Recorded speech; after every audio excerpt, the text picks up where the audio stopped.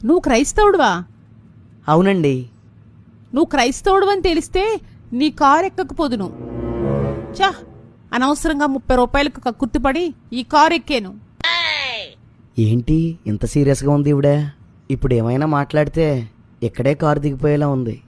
కొంచెం ఆ పుస్తకం లోపల పెట్టు. మీరే తీసి కొంచెం డాష్బోర్డ్లో పెట్టేయండి, ట్రాఫిక్గా ఉంది కదా. నేను ఆ పుస్తకాన్ని ముట్టుకోను. ఒక్క మాట పెద్దమ్మ గారు.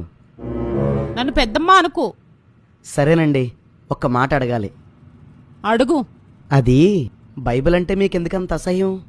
అది మా మతాచారాలు, సాంప్రదాయాలు, పద్ధతులు మంట కలిపేసింది. అందుకే నాకు అసహ్యం.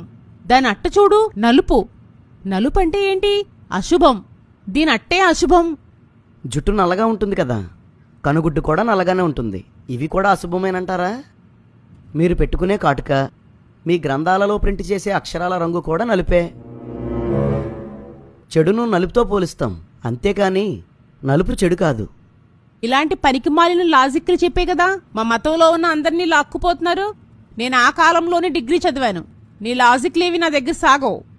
లాజిక్లు కాదు పెద్దమ్మ గారు. పెద్దమ్మ అనొద్దన్నానా? బేసిక్స్ లేని మతంలో ఉన్నవాడివి. నీతో మాట్లాడటమే అనవసరం. బేసిక్సా? అవును.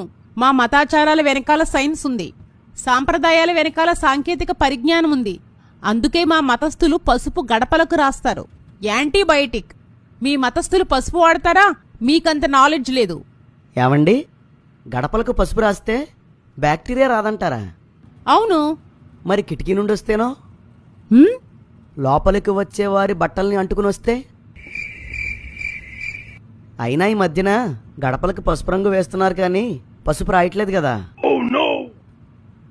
మేము పసుపు వాడతాం అంటే యాంటీబయాటిక్ కదా, కర్రీస్లో వాడు తింటాం, అప్పుడే కదా పనిచేస్తుంది.